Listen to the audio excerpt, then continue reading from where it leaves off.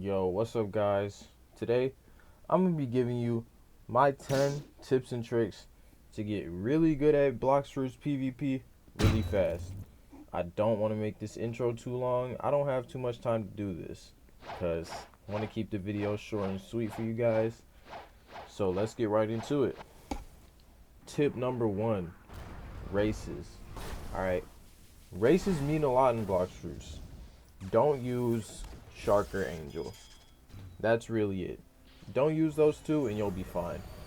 With those two, Angel V4, it's broken, okay? You can't get hit while you're in Angel V4.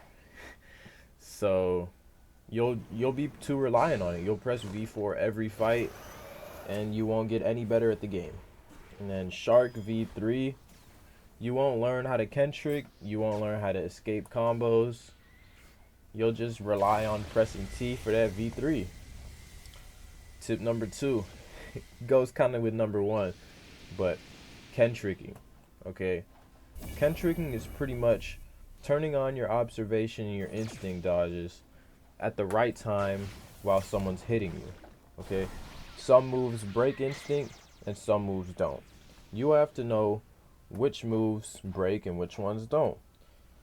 So that means actually learning and maybe testing out with your friends what moves you can instinct dodge and what you can't. Kentricking is pretty much while you're inside of a move, you turn on that instinct and I mean it works. You just dodge their combo and you fall right out. But learning it's a pretty advanced skill, so you're not gonna get it right away. Just takes time. Tip number three, prediction. Now, of course prediction's in here because, prediction, it'll help you with a lot of things. It helps you know where they're going and know what you need to do. Being able to avoid damage and being able to deal damage. It's the most important thing. It sounds super simple, but it kind of isn't. It just takes time and experience to learn. The more you play, the better you'll get at predicting, okay? Tip 4, your stats. Your stats matter a lot when you're first starting out, but not really once you get actually used to blox roots PvP.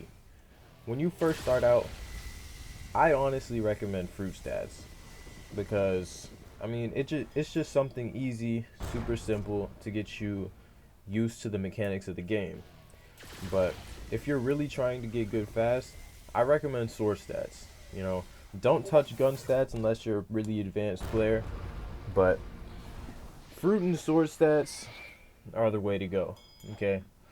Sword stats, it gives you a limited amount of moves with pretty high damage. Okay, fruit stats gives you a lot of moves with medium to low damage. Alright?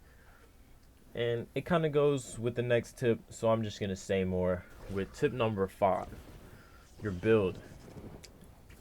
Don't use anything that's super duper spammy. Okay?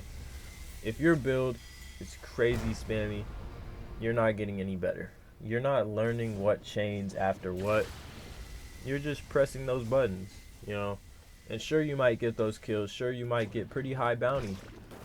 But once you switch off to anything else that isn't as brainless, then you'll lose a ton of bounty, you'll get mad, and you might even quit the game.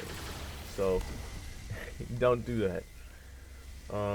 Next tip, comboing. I always say to my friends, it's never really a combo. It's just learning and knowing what moves chain one after another. Because when you go and you learn a specific combo, then you're just training yourself to only know one set of moves. You'll do that set of moves, and then after that, you'll be like, now what?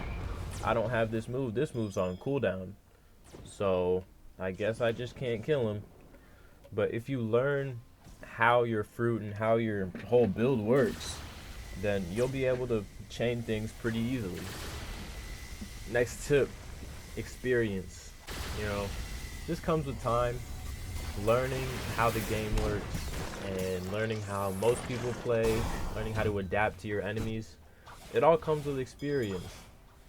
So just keep playing, don't give up, and actually try to learn things from your fights. because getting mad and just complaining about the game isn't really going to do you much good. Okay? Next thing is patience. Just be patient. As I said, it just comes with time. So try to avoid burning out, all that kind of stuff. If you, I mean, burnout is the next thing. Don't play the game too much. You'll get tired of it, you'll get bored, and you'll get worse. If you sit on a game for too long, you'll end up being like not warmed up. Like, just like you have to warm up in a game, you also have to give yourself some time to cool off. Because if you play for too long, you're just not gonna play the same. I can't really explain it, but go outside and have a life. Maybe touch some grass.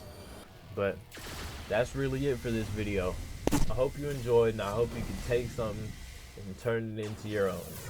And I'll see you in the next one. So, peace.